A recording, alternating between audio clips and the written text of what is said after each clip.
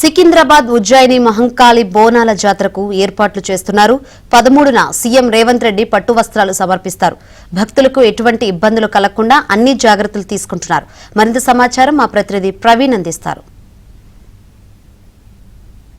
సికింద్రాబాద్ ఉజ్జయిని మహంకాళి అమ్మవారి బోనాలకు సంబంధించి సర్వం సిద్ధమైపోయాయని చెప్పుకోవచ్చు. జూలై ఈ నెల 13వ తారీఖున అమ్మవారి జాతర బోనాలు ఉంటాయి. 14వ తారీఖు అంబారీ ఊరేగింపు ఉంటుంది. దీనికి లక్షలాది మంది భక్తులు వస్తారని చేసి అంచనా వేసిన పరిస్థితి కనిపిస్తుంది.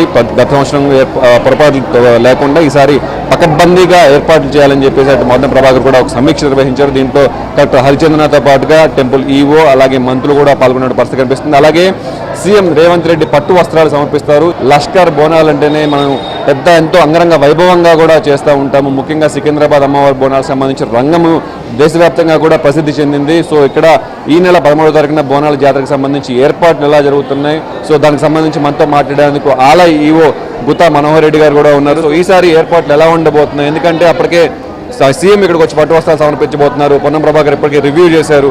సో ఈసారి ఎలా ఉండబోతున్నాయి, ఏర్పాట్లు ఎలా ఉన్నాయి? రాష్ట్రంలోనే కాదు దేశంలోనే ఎంతో చారిత్రాత్మకమైన దేవస్థానం.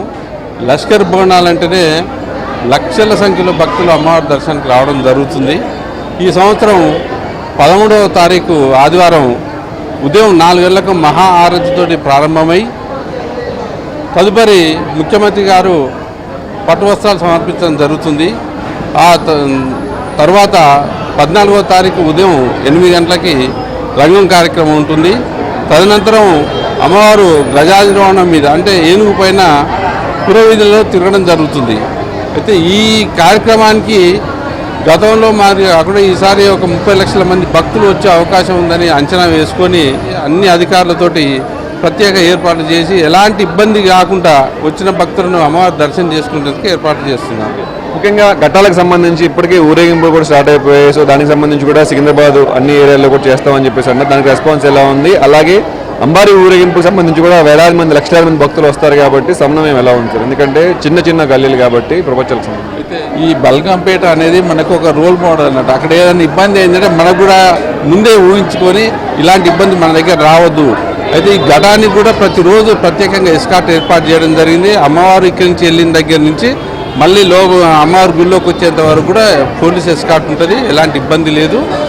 అదేవిధంగా ఈ ఏనుగు అంబారీకి కూడా ప్రత్యేకంగా దాదాపు 1000 నుంచి 1200 మంది పోలీసు బందోబస్తు, రోప్వే ఇవన్నీ ఏర్పాటు చేస్తారు, ఎలాంటి ఇబ్బంది లేదు. వచ్చిన భక్తులు కూడా మంచి దర్శనం చేసుకోవచ్చు. Thank you so much sir. So దాదాపుగా 30 లక్షల మందికి పైగా భక్తులు వచ్చే అవకాశం ఉందని చెప్పేసి అంచనా వేస్తున్నారు. ఇప్పుడు చేస్తున్నటువంటి ఘటాల ఊరేగింపుకు సంబంధించి భక్తుల తాకిడి ఆషాఢ మాసం స్టార్ట్ అవ్వగానే భక్తుల తాకిడి ఎక్కువగా ఉంటుంది కాబట్టి దానికి సంబంధించి ప్రసాద ఏర్పాట్లు కావచ్చు, దర్శన ఏర్పాట్లు కావచ్చు, కళ్యాణానికి సంబంధించిన ఏర్పాట్లు కావచ్చు, ప్రతి ఒక్కటి కూడా అత్యంత పకడ్బందీగా గతంలో జరిగినటువంటి పొరపాట్లు ఏమీ లేకుండా చేస్తామని చెప్పేసి ఆలయ ఈవో మనోహర్ కూడా చెప్తున్న పరిస్థితి కనిపిస్తుంది. ప్రస్తుతం ఉజ్జయిని మహంకాళి టెంపుల్లో భక్తుల తాకిడి అయితే కొనసాగుతూ ఉంది. సో జూలై 13న చెప్పినప్పటికి కూడా అమ్మవారి ఘటాలు ఊరేగింపు కావడంతో ఇప్పటికే వేలాది మందులు భక్తులు అందరూ కూడా ఇక్కడికి వచ్చి దర్శనం చేసుకునే పరిస్థితి కనిపిస్తుంది. విడుదల సజిత ప్రవీణ్, ఏబీ ఆంధ్రజ్యోతి, హైదరాబాద్.